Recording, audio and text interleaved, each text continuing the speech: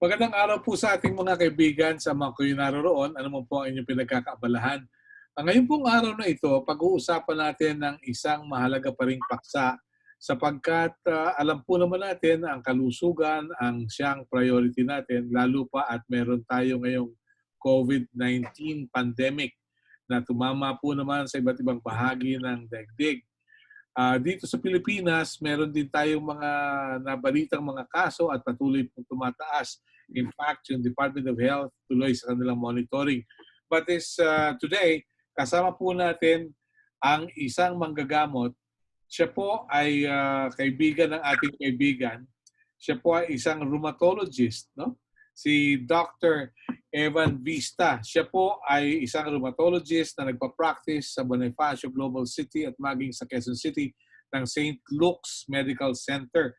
Siya po ay board member at advocacy chair ng National Organization of Philippine Rheumatology Association. Kasama rin natin si Marlyn Robles. Nasa kabilang linya po naman at sana maayos din yung kanyang signal.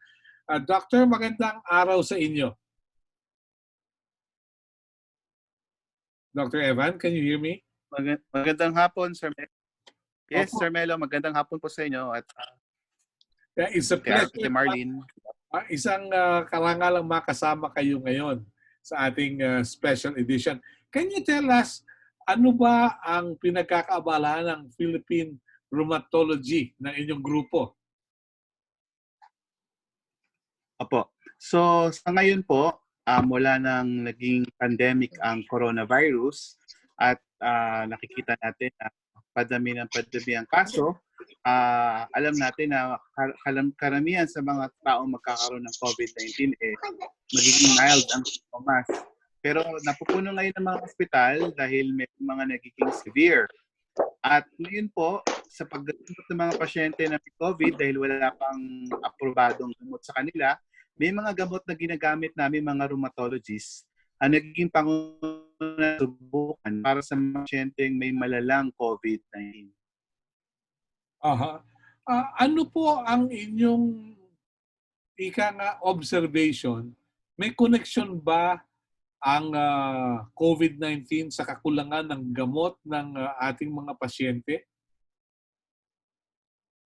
Tama po yun. Kasi meron pong gamot kami ginagamit pangunahin sa mga lupus namin pasyente. Ang tawag po ay hydroxychloroquine. Ito po ay original na ginagamit para sa pagpuksa ng malaria, anti-malaria. Pero sa mga nakaraang dekada, hindi na ginagamit para sa malaria. Ito ay aprobado para gamitin sa lupus. Kung familiar kayo sa lupus, ang kondisyon na ito ay merong abnormality sa ating mga immune system.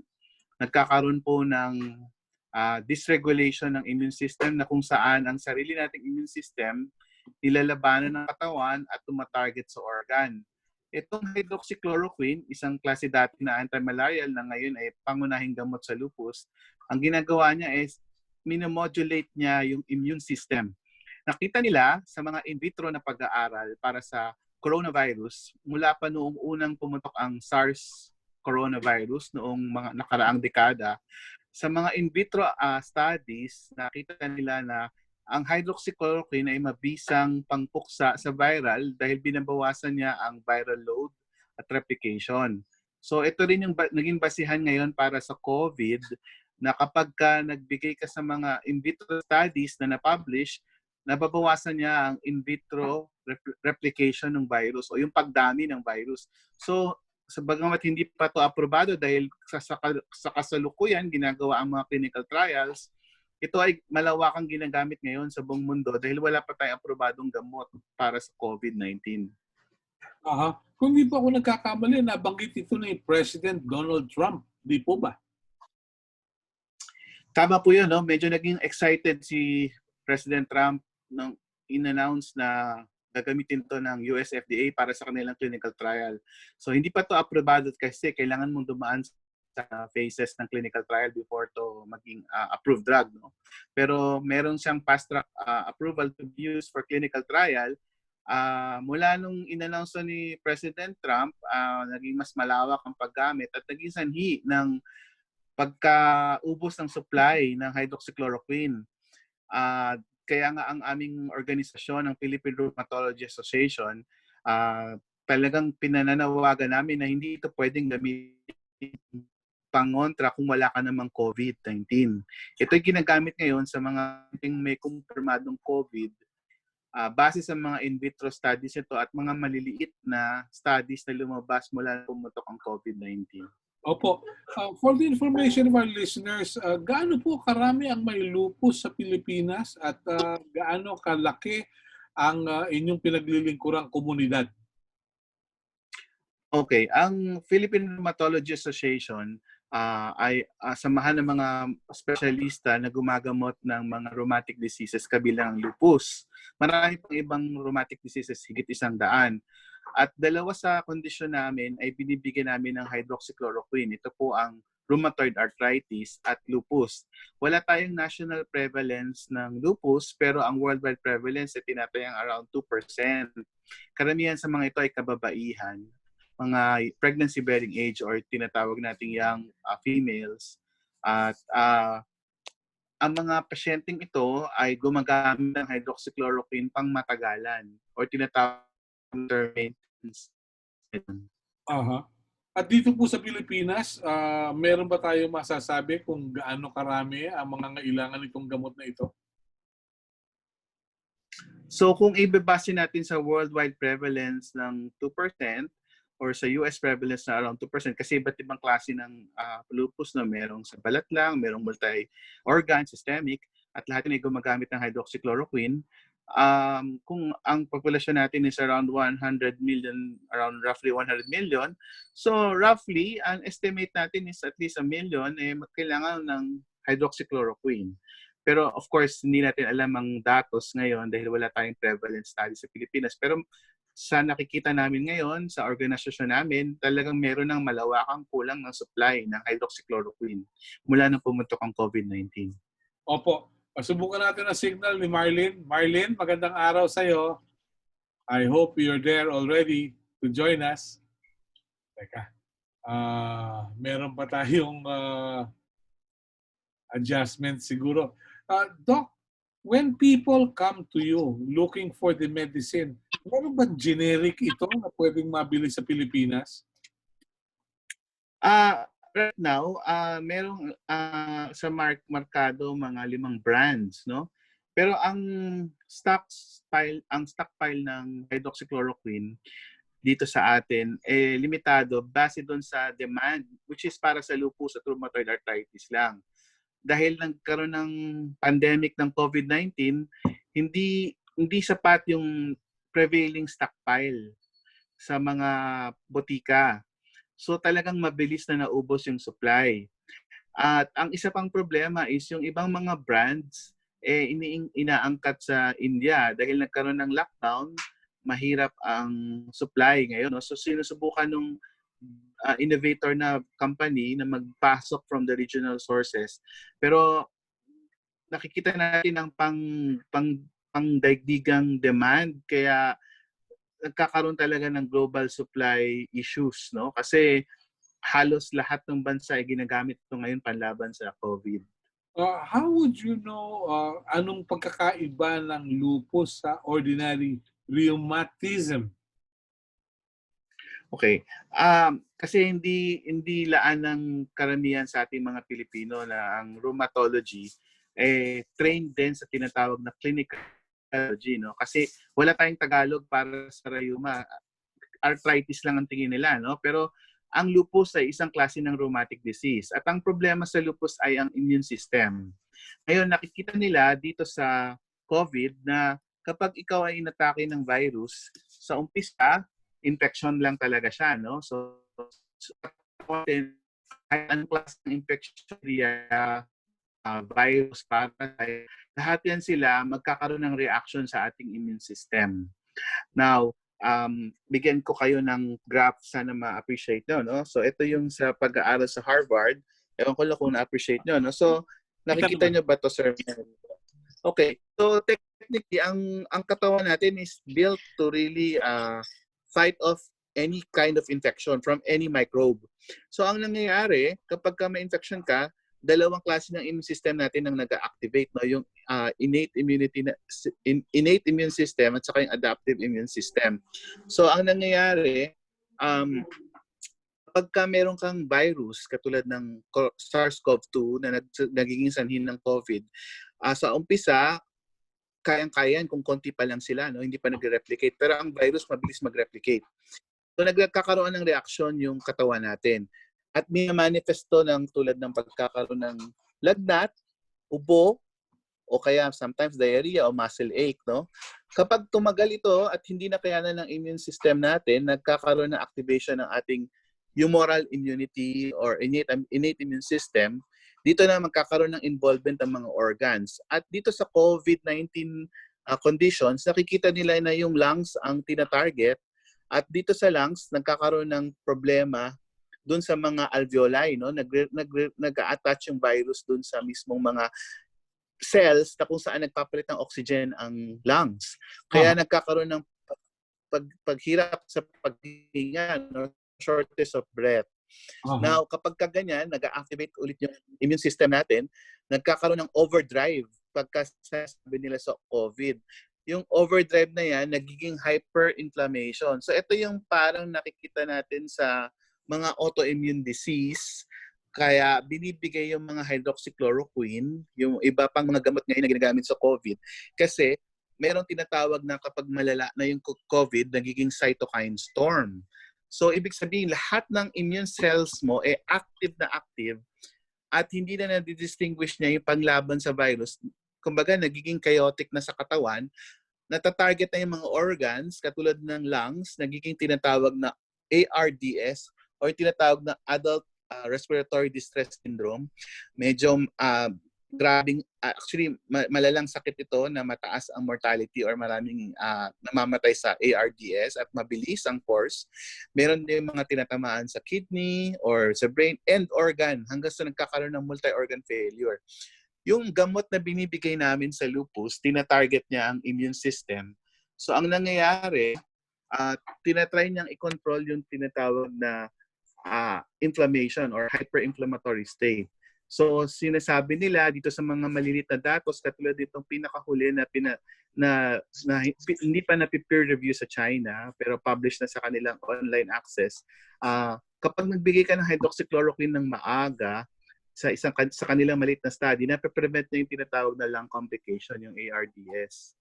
Meron pa kami isang sa rheumatology, ang tinatawag namin doon ay monoclonal antibody, yung tocilizumab. Ito naman ay binibigay sa mga malalang sa kondisyon na, no? Kapag yung lungs mo ay talagang hindi na epektibong magbigay ng oxygen, tinatry na control yung inflammation. Ito ay isang intravenous drug na ibinibigay, no? Tocilizumab. Okay. Parang complicated pala. Parang love affair, ano, Doc? Complicated pala. Tama kayo, Sir Melo, no? Komplikado talaga, no? It's like, kung itatry natin i-simplify, kapag ka may coronavirus kayong SARS-CoV-2, i-activate ng virus yung immune system mo. System. At no? So, end organ failure. Okay. So, ang ginagamot ng mga gamot namin sa rheumatology para sa mga pasyente may COVID-19 is tina-target yung immune system. Ganun lang kasi, no? So, sinasabi nila sa in vitro studies, pati yung replication ng virus, nababawasan ko, nagbigay ka ng maaga ng hydroxychloroquine. Pero, in essence, as an immunomodulator, ang tinatarget itong mga gamot namin is yung immune system ng katawan ng tao para hindi maging overactive. Okay. Pampakalma pala, parang ganun. Kakalmahin muna yung immune system. Opo, kasi kapag masyadong active lahat ng cells, nasisira yung cells katulad ng nakikita natin sa lupus, no? Kapag active yung sarili mong immune system, i-attack niya yung sarili niyang organ. Okay. Subukan natin ang signal ni Mrs. Marlyn Robles. Magandang araw po, Mrs. Robles. Hello? Hello? Hello? Yes. Yes, Melo. Yes, Melo? Sa camera. Yes. Can you hear me? Of course. Look at the camera, please. Okay. Can you hear me? Yes, of course, of course. Of course, I can hear you. We can hear you. Okay. Okay. Tell us, ano yung Okay. experience ninyo? Teka, pero dapat we should see you on camera. Television yung nakikita namin. Can we see What you? am I? Okay. Tell us, ano experience ninyo? How am I do this? Yeah. Hello? We should see you. Excuse me. What Yeah. am I supposed? Okay. Look at the camera. Yan. Oops. Nawala. Paki-unmute lang po. May napindot siguro. Alright. Sandali lang. Ha? Ayan. Okay. Marlyn. Okay. Good. Maganda na. Pwede na. One more time. Yes. Ayan. Okay. Can you see me now? Not yet. Siguro in a while. Yeah, we're waiting for you. Naninibago tayo sa apps, ano? Yes. Okay. No, I'm Yeah. supposed to. Hello? Yes, please. Okay. Tell us, ano po yung inyong experience?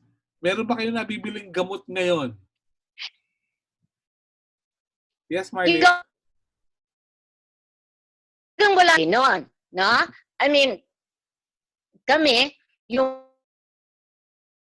pasyente, kami dyan. Aha. Hindi kami makakatanggap. I mean, we cannot buy. Walang available stocks. No? Okay. However, yung gusto minsan na sabihin, Aha. kasi naging excited masyado kasi yung trial na to, inumpisa na ito bago pa sinabi ni Trump sa town hall meeting niya eh. Aha. You get me? Yung Yes, parang, yes. kasi kaya nahirapan ng kaya people started to stock up on Aha. Dahil may demand ka agad. chloroquine, So, you're finding it hard to buy. Wala tayong mabili sa... chloroquine, and kasi imagine the president says that siyempre mabibili lahat. Kasi siyempre akala ito na gamot eh. Aha. And Yeah. Okay. Medyo Sir, nag-Facebook. yeah. Yeah, Doc. Sir, may Yes. I add, no? Siguro, katulad ni Ate Marlyn, she's representing Lupus Foundation, the patients, no? So, ang concern talaga is, there is actually a demand issue, no? So, supply issue, both, no? So, ang nangyari, staff ng mga pasyente, dahil maintenance nila ito, nag-bulk up sila ng maintenance sila siguro for 3 months, 4 months, lalong nauubos yung supply. Ang current inventory ngayon ng stockpile is talagang para sa lupus patients lang at hindi pa dumarating talaga yung para dun sa COVID-19, no? Merong WHO initiative, ang tawag doon ay Solidarity Trial.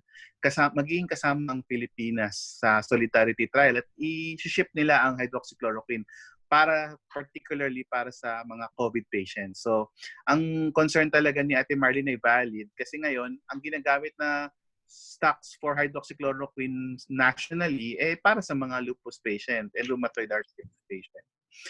I just have to add na sa mga datos na lumalabas mula nung pumutok yung pandemic ng COVID, meron ding isang anti-malarial na ginagamit, yung chloroquine. In fact, may mga publication na at may consensus ang China. Sa China, unang ginamit nila to. Ang chloroquine sa katagalang panahon yun ang ginagamit talaga nating anti-malarial. Meron talaga, I think, meron ng government natin na stockpile ng chloroquine. Siguro pwedeng i-prioritize din yun kasi may mga datos din ng chloroquine. And then, isunod na yung hydroxychloroquine. Kailangan lang mabigyan sila appropriately, no, na nararapat, no, may algorithm yan sinusunod, hindi basta-basta ibibigay ang anti-malarial, hydroxychloroquine at chloroquine sa pasyente. May babantayan diyan katulad ng komplikasyon sa rhythm ng puso, no. Tapos kung mauna mo na yung chloroquine, at least mas-spare yung hydroxychloroquine kasi for the longest time, hindi na talaga kino-consider na anti-malarial ang hydroxychloroquine. Ginagamit na ito talaga para sa lupus at rheumatoid arthritis. Yun ang pangunahing gamot ngayon ng mga pasyente may lupus. Okay. Tumawag sa akin nun si Mrs. Marlyn Robles. Sabi niya, on behalf of the Lupus Foundation, sabi niya, Melo, wala kaming mabili. Kaya sabi ko, let me ask our friends from the Department of Health. I don't know kung naging matagumpay si Marlyn touching base with the pharmacy department, the Department of Health. Marlyn, were you able to talk to any of the people at the Department of Health? Marlyn? No, unfortunately, I was not able to talk to anybody. Bakit kaya? Ano ang problema? Walang tao? Walang makausap? Well, hindi. Walang sumasagot. Naku. Okay. Siguro, Okay, Sir Melo, Ate Marlyn, no? Actually, as member of the board ng Philippine Rheuma Association, nagkaroon kami ng communications with PISMID, yung nag-release ng treatment guidelines, no? Yung Philippine Society for Microbiology and Infectious Disease. Now, we got some correspondence at meron ding nirelease ang association ng mga pharmacies na hina-highlight na wag masyadong kumbaga hina-highlight yung na protektohan ang mga pasyente may lupus with regards to supply ng hydroxychloroquine. So nag-release na ng statement yung Pharmacy Associations of the Philippines. And then we're also coordinating with PISMID para nga if ever yung chloroquine stocks na magamit for COVID aside from hydroxychloroquine. Okay. So may representation naman pala. Meron pala namang agreement na rin. Kaya lang, ang problema lang talaga how to get the supplies in the market, right? Apo, kasi nga lockdown, pati yung inaasahan naming shipping dun sa ibang mga companies as we coordinate them, hindi may dala dito. At ang prevailing stocks natin, our prevailing inventory is the amount of the inventory are for the patients with lupus and rheumatoid arthritis. Hindi na anticipate itong COVID. Okay. Anong pwedeng gawin ngayon samantalang problemado pa tayo sa stocks? Meron bang substitute kung pobra? So, nag-release yung American College of Rheumatology and tinatry din namin i-adapt kami dito sa PRA na syempre life-saving nga naman kung sakali, although ongoing pa rin ang clinical trials. Kung kaya nating i-taper off muna yung hydroxychloroquine, ibaba ang dose at the optimum dose. Pag may flare, kasi ang isang pangunahing gamot ng lupus, steroids. Hanggat maaari, iniiwasan na natin ang steroids. Pero sa panahon ngayon, kung wala talaga tayong supply ng hydroxychloroquine, i-adjust natin yung dose ng steroids, guided by their rheumatologists. Medyo nabanggit mo yung sensitive na term, yung steroids.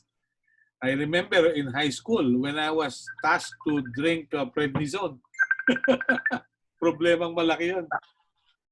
Tama, sir, no? Kaya kailangan guided talaga ng doktor nila, no? So, actually, ang prednisone naman pang matagal ng sa lupus. Lalo na kung aktibo ang lupus, hindi yan talaga pwede mawala. Kailangan lang ma-taper siya at mag-guide siya. Ang hydroxychloroquine sana ay tinatawag nating steroid sparer, no? Pero ngayon walang supply, try natin i-adjust ang mga gamot nila at maaaring ibigay ang steroids sa panahon ngayon. Pwede pa naman yun. Pwede pa naman yung steroids. Kaya lang talagang dapat bantayan ng doktor, right? Di po ba? Ganun na yun. So, tama, Sir Melo, no? Kami sa PRA, what we did right now, dahil nga walang access ngayon dahil lockdown, no? So, nag-launch kami ng tinatawag na Rheumatex. Ito ay libre for the next 30 days habang may lockdown. So, yung mga pasyente, pwede nilang i-communicate yung mga doktor nila through Rheumatex. Nandun yun sa Facebook page ng Philippine Rheuma Association. And then, they will be guided kung ano yung dapat na gawin nila sa kanilang mga maintenance na gamot. Okay. Marlyn, can we give it another try? Look into the camera. I can see you on the phone. baka sakaling pwede natin magamit dun sa ating Zoom application. Marlyn? Hello? Again, say again, Melo. I can see you on the phone, but I cannot see you on Zoom. Nako, so, ang pinaka-concern ninyo ngayon, magkaroon ng steady supply, right? Marlyn? Yes. Okay. And you look forward to assurances from both the government and the private entities to assure you na meron talagang supply.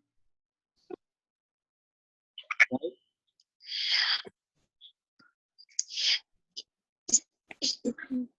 Medyo may problema yung signal.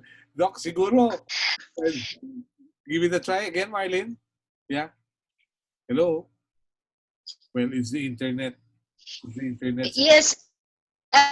Melo, can you see me now? I can see you on the phone. Melo? Yes, yeah, I can see you. Melo, can you see me? Yes, I can see you on the phone. Okay.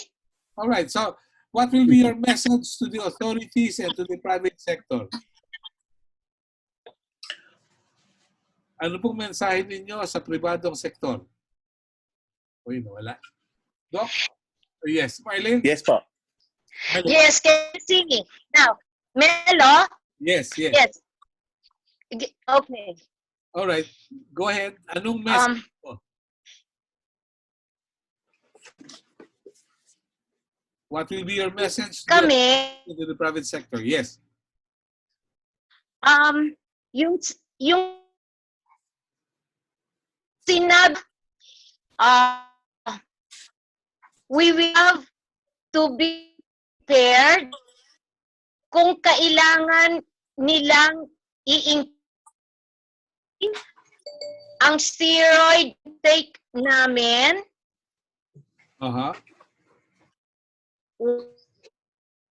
Yeah. La hydrochloroquine. Okay.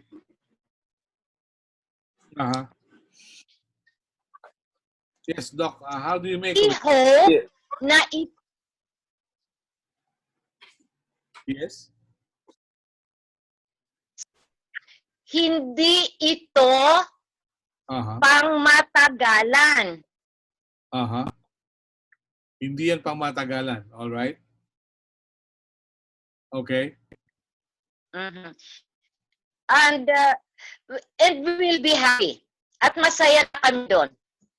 Okay. All right. Siguro, keep me posted kung anong developments lalo na sa market. Okay. No? Okay. Doc? Dr. Evan? Where are you? Nawala si Dr. Evan. Yeah. You're still there, Doc? Hello? Can we try Zoom, Dr. Evan, please? Okay. Yes, one more time, Doc. Kakaproblema po yung ating internet. I hope we can still recover. Yeah, Doc, sige. Message po ninyo sa ating mga tagapakinig, sa ating mga manonood. Go ahead, Doc. What's your message? Dr. Evan Vista? Hindi na ako marinig. Okay. Well, I'd like to thank Dr. Evan Vista and Mrs. Marlyn Robles for being with us today. And we look forward to better internet signal so we can listen and watch and, of course, get the most of it sa ating mga susunod pang panayam. Thank you very much. God bless us all. I wish you all the best. Thank you, Marlyn. Thank you, Doc. God bless us all. Thank you. Mga kaibigan, yan po naman ang isa na namang edisyon ng ating panayam para sa araw na ito. Doc, message po ninyo. Yan, you're back. Oo, kasi naputol tayo sa messenger ako napunta kay Ate Marlyn. Yes. Is she still on? Yes, we're on. Okay.